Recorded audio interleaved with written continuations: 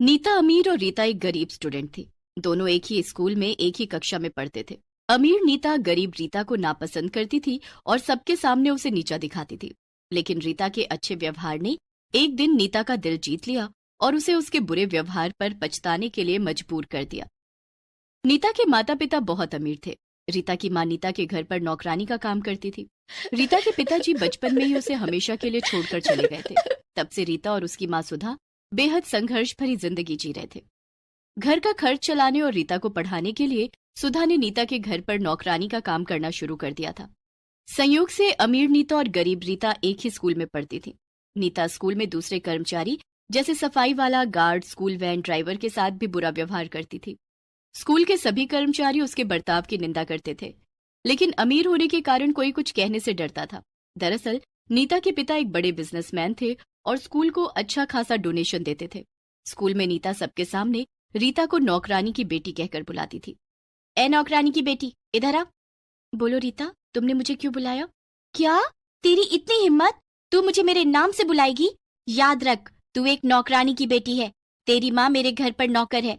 तेरी माँ मेरी माँ को मालकिन कहकर बुलाती है। तू भी मुझे छोटी मालकिन बोला कर। ठीक है छोटी मालकिन। अब सुन, ये ले मेरी कॉपी और कल मेरा होमवर्क तैयार करके ले आना। और हाँ, ध्यान रहे, हैंडराइटिंग सेम नहीं होनी चाहिए। अगर होमवर्क नहीं किया और किसी को कुछ बताया तो तेरी माँ को काम से निकलवा दूंगी। ठीक है छोटी मालकिन, मैं होमवर्क करके ले आऊंगी। आप मेरी माँ को काम से मत निकलवाना, मैं किसी को कुछ नहीं बताऊंगी। नीता हंसती हुई कहती है। गरीब कहीं की, अब जा, खड़ी क्यों है?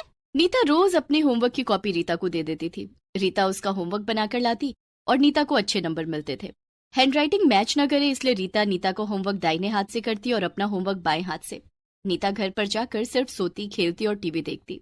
एक दिन नीता के पिता ने उससे पूछा, नीता बेटी, तुम रोज स्कूल से आने के बाद खेलती हो और टीवी देखती हो, क्या तुम्हें होमवर्क नहीं मिलता है? होमवर्क मिलता है पापा, जब आप और मम्मी सो जाते हैं तब मैं रात को जागकर अपना होमवर्क पूरा करती हूँ। लेकिन नीता बेटी, तुम देर रात को क्यों जागती हो? अपना होमवर्क जल्दी पूरा करके जल्दी सो जाया करो। ठीक है पापा।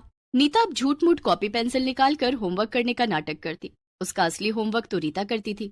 रीता पढ़ने में काफी होशियार थी। वो नीता का होमवर्क करके लाती और नीता को अच्छे रिमार्क्स मिलते थे। क्लास में टीचर नीता की कॉपी की बहुत तारीफ करते थे। एक दिन की बात है, नीता का बर्थडे था।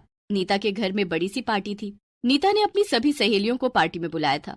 रीता की माँ सुधा पार्टी में आए मेहमानों के लिए नाश्ता बना रही और रीता उसकी मदद कर रही थी। पार्टी में सभी मेहमानों के आने के बाद नीता एक बड़ा सा केक काटती है।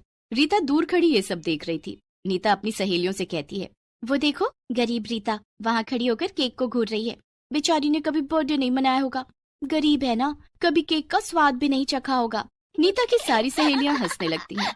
तभी नीता ने अपने हाथ से केक का एक टुकड़ा नीचे जमीन पर गिरा दिया और रीता को बुलाकर कहा, रीता यहाँ ना। जी छोटी मालकिन, आपने मुझे बुलाया?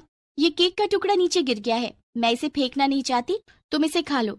नहीं छोटी मालकिन, भले ही मैं गरीब हूँ लेकिन नीचे गिरी हुई चीज नहीं खाती। नीचे गिरा हुआ केक नहीं खाएगी तो क्या तुझे अच्छा वाला केक चाहिए? औकात देखिए अपनी। नीता की माँ अंजू उसे रीता के साथ बुरा बर्ताव करते हुए देख लेती है। अंजू वहाँ आती है और नीता को एक प्लेट में केक खाने के लिए देती है। रीता बेटी, ये लो केक खाओ। माँ, उस गरीब रीता को केक देने की क्या जरूरत थी? नीता बेटी, कोई पैसों से अमीर या गरीब नहीं होता। इंसान अपने अच्छे व्यवहार से पहचाना जाता है, ना कि पैसों से। रीता गरीब है तो क्या हुआ, वो भी तुम्हारी तरह एक इंसान है और हम सब इंसान बराबर हैं। कोई किसी से बड़ा या छोटा नहीं है। रीता केक खा रही थी। उसी समय उसकी माँ सुधा वहाँ आकर मेहमानों के जूठे बर्तन उठाने लगती है।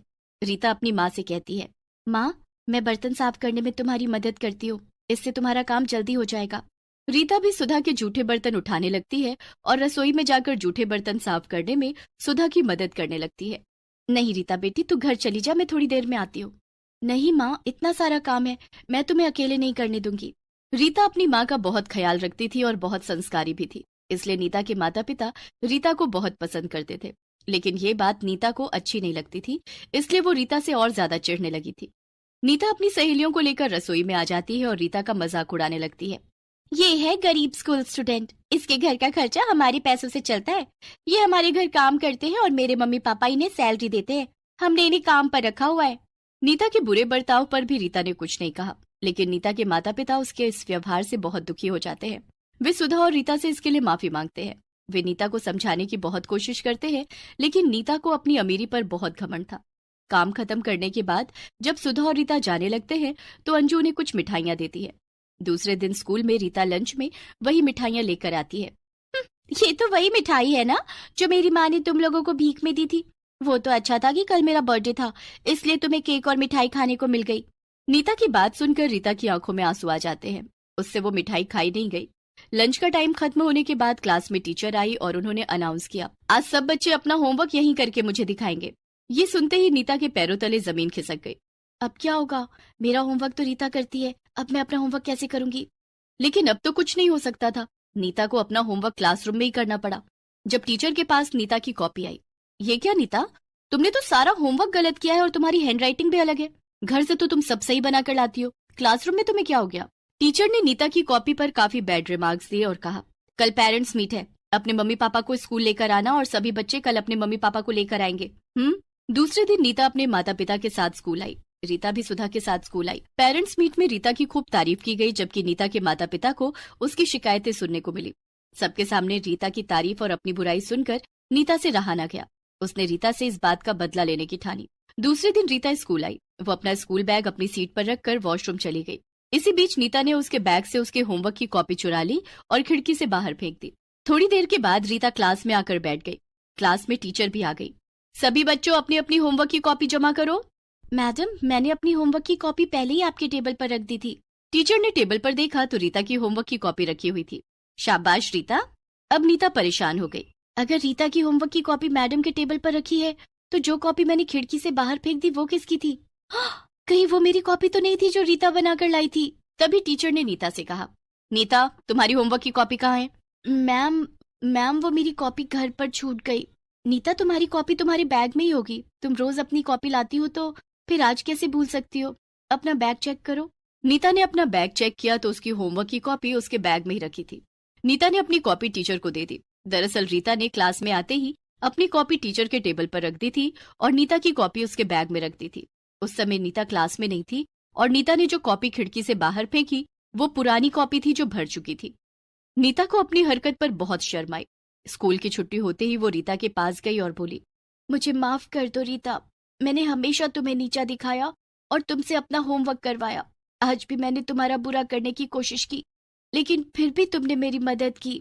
नीता, तुम्हें अपनी गलती का एहसास हो गया, मैं यही चाहती थी। देखो नीता, तुम्हें अपना होमवर्क खुद करना चाहिए, नहीं तो तुम पढ़ाई में बहुत पिछड़ जाओगी। अगर तुम पढ़ाई में पिछड़ गई तो तुम्हारे माता पिता को कितना बुरा लगेगा। जरा सोचो, परीक्षा में तुम्हारी जगह मैं तो नहीं लिखूंगी, सभी प्रश्नों के जवाब तुम्हें ही लिखने पड़ेंगे। तुम ठीक कह रही हो रीता, आज से मैं अपना होमवर्क खुद करूंगी, कभी तुम्हारे साथ बुरा बर्ताव नहीं करूंगी। आज से हम दोनों दोस्त हैं। नीता रीता को गले से लगा लेती है। इस तरह अमीर गरीब स्टूडेंट के बीच की दूरी खत्म हो जाती है। नीता अब सुधा का भी सम्मान करने लगी और क्लास में रीता उसकी सबसे अच्छी सहेली बन गई।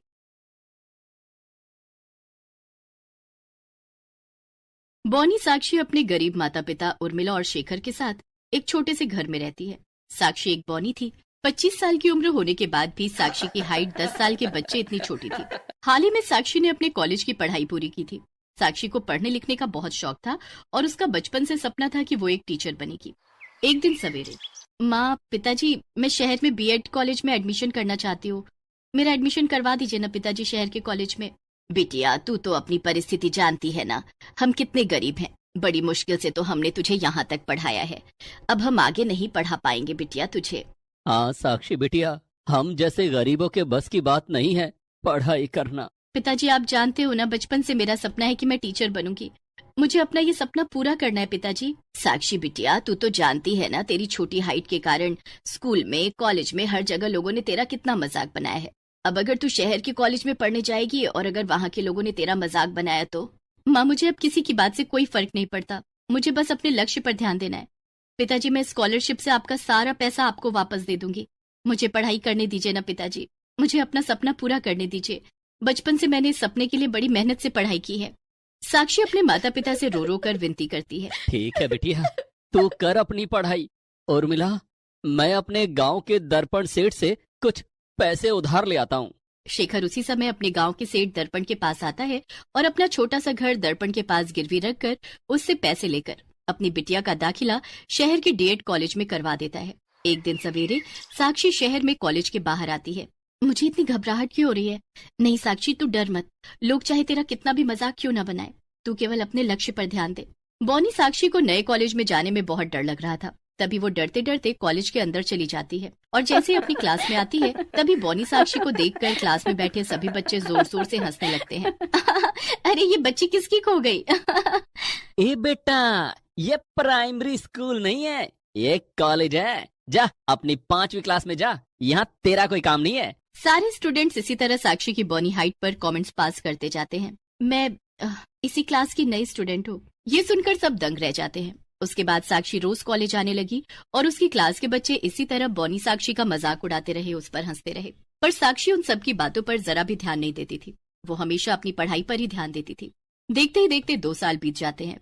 साक्षी ने अपनी बीएड की डिग्री हासिल कर ली थी। साक्षी ने जो स्कॉलरशिप के लिए फॉर्म भरा था वो रिजेक्ट हो गया था, जिसके चलते साक्षी को उसके डोनेशन का पैसा नहीं मिल पाया था। इधर शेखर 2 सालों से दर्पण को अपनी कमाई से थोड़े थोड़े पैसे देता रहा। एक दिन रात में दर्पण शेखर के घर आता है। क्या भाई शेखर, कब तक हमें पागल बनाता रहेगा? कब देगा मेरा पैसा तू? दर्पण भाई, कॉलेज वालों ने हमारे साथ धोखा किया है। साक्षी बिटिया का स्कॉलरशिप का फॉर्म रिजेक्ट कर दिया है कॉलेज वालों ने, जिसकी वजह से हमें हमारा पैसा नहीं मिल पाया। मैं जैसे अब तक आपको महीने के पैसे देता आ रहा था, ऐसे आगे भी देता रहूंगा। अरे नहीं नहीं, मुझे क्या भिखारी समझ रखा है क्या? मुझे मेरा पैसा अभी इसी समय चाहिए। दर्पण मालिक, हम कहाँ से आपको 80,000 रुपए दे अभी? आप तो हमारी परिस्थिति जानते हो। मेरे पति सारा दिन मजदूरी करके रोज के 300 रुपए कमाते हैं, उसमें से भी 200 रुपए हम आपको दे देते हैं। अगर कुछ महीनों की मोहलत और दे देंगे आप, तो आपकी बड़ी मेहरबानी होगी। मुझे कुछ नहीं सुनना, अब चलो निकलो इस घर से बाहर। तभी दर्पण शेखर के उस घर पर कब्जा कर लेता है और शेखर और उसके परिवार को धक्के मारकर उस घर से निकाल देता है। शेखर, उर्मिला और बॉनी साक्षी तीनों रास्ते पर आ चुके थे। अब हम कहाँ जाएंगे, कहाँ रहेंगे? उस दर्पण ने हमारा घर हमसे छीन लिया है। पिताजी, आप दुखी मत होइए, हम इस गांव में एक घर किराए पर ले लेते हैं। वैसे भी कुछ दिनों बाद मुझे इस गांव के सरकारी स्कूल में नौकरी मिलने वाली है। बस एक बार मेरा इंटरव्यू वहां सफल हो गया ना, तो अपनी सारी परेशानी दूर हो जाएगी। ये सब तेरी वजह से हुआ है साक्षी। ना तू पढ़ाई करने की जिद करती, ना हम पर इतना कर्ज होता। तूने तो हमें रास्ते पर ला दिया साक्षी। साक्षी के माता पिता साक्षी को खूब खरी खोटी सुनाते हैं। तभी शेखर उसी गांव में एक छोटा सा घर किराए पर लेता है। कुछ दिन ऐसे ही बीत जाते हैं। एक दिन सवेरे साक्षी उसी गांव के सरकारी स्कूल में टीचर की नौकरी के लिए इंटरव्यू देने आती है। साक्षी ने सिटी परीक्षा पास कर ली थी। साक्षी स्कूल में प्रिंसिपल के ऑफिस में आती है। अंदर प्रिंसिपल और कुछ टीचर बैठे थे। साक्षी अंदर आती है। ए बच्ची, कौन है तू? चल अपनी क्लास में जाकर बैठ। सर, मैं स्टूडेंट नहीं हूँ, मैं साक्षी हूँ। आज मेरा इंटरव्यू है टीचर की जॉब के लिए। ये सुनकर सब बॉनी साक्षी को ऊपर से लेकर नीचे तक देखने लगते हैं और हंसने लगते हैं। तभी कविता टीचर, क्या सर, अब इस स्कूल में बच्चे भी टीचर बनेंगे? इसकी हाइट तो देखिए, 5वीं क्लास की स्टूडेंट लग रही है ये। साक्षी, तुम इतनी छोटी हो, तुम कैसे बच्चों को पढ़ा पाओगी? सर, जब शिक्षा इंसान में छोटा बड़ा नहीं देखती तो मैं बच्चों को शिक्षा क्यों नहीं दे सकती? तभी सब साक्षी का इंटरव्यू लेते हैं। साक्षी हर किसी के सवालों के जवाब देने लगती है और आखिर में साक्षी को उस स्कूल में टीचर की नौकरी मिल जाती है। अगले दिन सवेरे तभी साक्षी स्कूल में पढ़ाने आती है। साक्षी जैसे ही क्लास के अंदर जाती है, सारे बच्चे खड़े होकर गुड मॉर्निंग टीचर कहते हैं। उसके बाद सब जैसे ही बॉनी साक्षी को देखते हैं तो सब जोर जोर से हंसने लगते हैं। अरे ये कौन है? हमें लगा टीचर आए, पर ये तो स्टूडेंट है। अरे बहन, कौन सी क्लास है तेरी? नया एडमिशन है क्या? मैं स्टूडेंट नहीं हूँ। उतने में प्रिंसिपल क्लास में आते हैं। बच्चों, आज से ये तुम्हारी नई टीचर साक्षी हैं। अब से यही तुम्हें पढ़ाएंगी। ये सुनकर सब जोर जोर से हंसने लगते हैं। क्या प्रिंसिपल सर, ये हमें कैसे पढ़ा सकते हैं? इनकी तो खुद अभी पढ़ने की उम्र है। कितनी छोटी है ये। चुप हो जाओ अमर। बच्चों, साक्षी मैडम की केवल हाइट छोटी है, समझे? साक्षी मैडम, अब से ये आपकी क्लास है। प्रिंसिपल वहाँ से चले जाते हैं। बच्चों, आज से हम बहुत अच्छे से मन लगाकर पढ़ाई करेंगे। तुम्हें मेरे साथ पढ़ाई करने में बहुत मजा आएगा। तभी क्लास में पीछे बैठा एक चिंटू नाम का लड़का, अरे मैडम जी, आप कहाँ हो? हमें तो आप दिखाई नहीं दे रहे हो। जरा कुर्सी से उठकर बात कीजिए ना। चिंटू, टीचर जी अगर कुर्सी पर खड़ी भी हो जाएंगी ना, तब भी वो तुझे दिखाई नहीं देंगी। ये सुनकर सब बच्चे हंसने लगते हैं। टीचर जी, बचपन में आपके मम्मी पापा आपको कॉम्प्लेन पिलाना भूल गए थे क्या? मुझे किसी की बातों पर ध्यान नहीं देना है। तभी साक्षी बच्चों को पढ़ाने लगती है और इसी तरह कई दिन बीत जाते हैं। साक्षी की बॉनी हाइट देखकर उसकी क्लास के बच्चे, स्कूल के टीचर, सभी लोग साक्षी पर हंसते थे, पर साक्षी किसी को उफ तक नहीं कहती थी। कुछ ही महीनों में साक्षी अपनी कमाई से उसी गांव में एक बड़ा सा खुद का घर खरीद लेती है और अपने माता पिता के साथ उस बड़े से घर में रहने लगती है। एक दिन साक्षी अपने स्कूल जाती है। उस समय स्कूल में कुछ प्रोग्राम था। तभी प्रिंसिपल साक्षी को स्टेज पर बुलाते हैं। ये देखकर सब साक्षी पर हंसने लगते हैं। उस प्रोग्राम में सभी स्टूडेंट्स के माता पिता भी आए हुए थे। कोई नहीं हंसेगा साक्षी मैडम पर, खामोश हो जाओ सब। कोई बात नहीं सर, मुझे बुरा नहीं लगा। बच्चों, जब मैं अब छोटी थी ना, तब मेरी बॉनी हाइट देखकर हर कोई मेरा मजाक उड़ाता था, मुझ पर हंसता था। सब मुझे कहते थे कि साक्षी तू जीवन में कुछ नहीं कर पाएगी, न तुझसे कोई शादी करेगा। मेरे माता पिता बहुत गरीब थे। मेरे पिताजी के पास इतने पैसे नहीं थे कि वो मुझे पढ़ा सके, पर मुझे पढ़ने का बहुत शौक था। मैंने बचपन में लोगों के घर जाकर सफाई का काम किया और अपनी पढ़ाई के लिए किताबें खरीदी। कदम कदम पर हर कोई मेरा मजाक बनाता था, पर मैंने कभी किसी की बात पर ध्यान नहीं दिया, बस अपने लक्ष्य पर ध्यान देने लगी। पिताजी की कमाई से बड़ी मुश्किल से हमारा गुजारा चलता था। माँ पिताजी ने मुझसे कई बार कहा कि साक्षी बिटिया पढ़ाई छोड़ दे, तू पढ़ाई करके क्या करेगी, हर कोई तेरा मजाक बनाता है और हम इतने गरीब हैं, हम तुझे पढ़ा नहीं सकते। पर मैंने हिम्मत नहीं हारी। मैं पिताजी से पैसे लेने के साथ साथ गांव में काम करने लगी, पर मैंने पढ़ना नहीं छोड़ा। यहाँ तक कि मेरी पढ़ाई के पीछे मेरे माता पिता को अपना घर तक कुर्बान करना पड़ा। हम रास्ते पर आ चुके थे, फिर भी मैंने हिम्मत नहीं हारी। और आज देखो, मैं इतनी कामयाब हो गई कि आज मैं आपके सामने एक टीचर बनकर आपको जीवन की अहमियत सिखा रही हूँ। बच्चों, आज आपके माता पिता आपको पढ़ाने के लिए अच्छे से अच्छे स्कूल में भेज रहे हैं, आपकी पढ़ाई का सारा खर्च उठा रहे हैं, आपको अच्छे कपड़े पहना रहे हैं, महंगी किताबें बुक खरीद कर दे रहे हैं, आपको पैसे दे रहे हैं। क्यों? इसीलिए कि आप पढ़ लिख कर एक कामयाब इंसान बन सको। बच्चों, मेरा बचपन ऐसा नहीं था। मेरी महंगी किताबें खरीदने के लिए मेरे पिताजी के पास पैसे नहीं थे। हम एक समय भूखे रहते थे और एक समय के पैसे बचाकर मेरी पढ़ाई का खर्च उठाते थे। आज आपके पास मौका है। आपके माता पिता आपकी पढ़ाई के लिए आपको दुनिया की हर खुशी दे रहे हैं, इसलिए आपका कर्तव्य है कि आप अपनी पढ़ाई पर ध्यान दें और एक कामयाब इंसान बनकर बताएं, क्योंकि एक बार उम्र बीत जाती है। अगर गफलत में गालिब फिर समंदर की तरह आंसू भी बहा लिया, तब भी ये समय दोबारा नहीं ला पाएंगे। ये सुनकर सबकी आंखों में आंसू आ जाते हैं और साक्षी की बातें सुनकर सब खड़े होकर तालियां बजाकर साक्षी का सम्मान करते हैं। और उसके बाद साक्षी उस स्कूल में एक मिसाल बन गई। अब स्कूल के सारे बच्चे साक्षी की कहानी सुनकर उसी की तरह कामयाब बनने के लिए दिन रात मन लगाकर पढ़ाई करने लगे। Please subscribe this channel.